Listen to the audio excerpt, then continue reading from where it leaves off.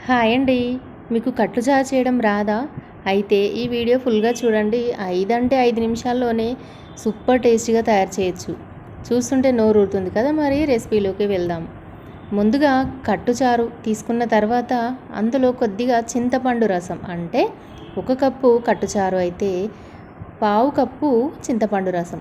ఇందులో ఉప్పు, కారం, అలాగే కొంచెం అల్లం వెల్లుల్లి పేస్ట్, కొద్దిగా పసుపు, అంతేకాకుండా కొద్దిగా మెంతిపిండి, కొద్దిగా ధనియాల పొడి వేసుకోవాలి. వేసి ఒకసారి అంతా బాగా కలిపి ఇప్పుడు ఇందులో చిన్నగా కట్ చేసుకున్న ఉల్లిపాయ ముక్కలు వేసుకోవాలి. చాలా బాగుంటుంది. ఉల్లిపాయ ముక్కలు తప్పకుండా వేయండి. తర్వాత ఇందులో కొద్దిగా కరివేపాకు వేయండి. ఆ ఫ్లేవర్ అయితే ఇంకా సూపర్ అయిపోతుందన్నమాట చారు. కొంచెం ఒక 5 నిమిషాలు మరిగించుకున్న తర్వాత ఎండుమిర్చి, జీలకర్ర, ఓన్లీ కరివేపాకుతో మాత్రమే తాలింపు వేసుకోండి. వెల్లుల్లి ఇవన్నీ ఏం అవసరం లేదు. వేడి వేడి అన్నంలోనే కాదు, చల్లన్నంలో కూడా సూపర్ టేస్టీగా ఉండే మన కట్టుచారు రెడీ అయిపోయింది. ఇంతకీ ఈ కట్టుచారుని వేడితో చేశాను అని అనుకుంటున్నారా?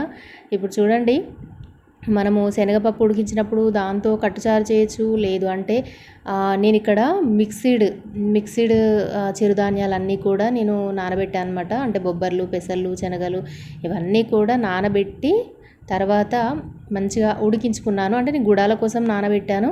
అవి ఉడికించుకున్న నీళ్ళు నేను ఎందుకు వేస్ట్ చేయాలి? అందుకే ఇలా కట్టుచారు చేసా. చూసారా? ఇదన్నమాట సీక్రెట్. చాలా టేస్టీగా ఉంది. ట్రై చేయండి.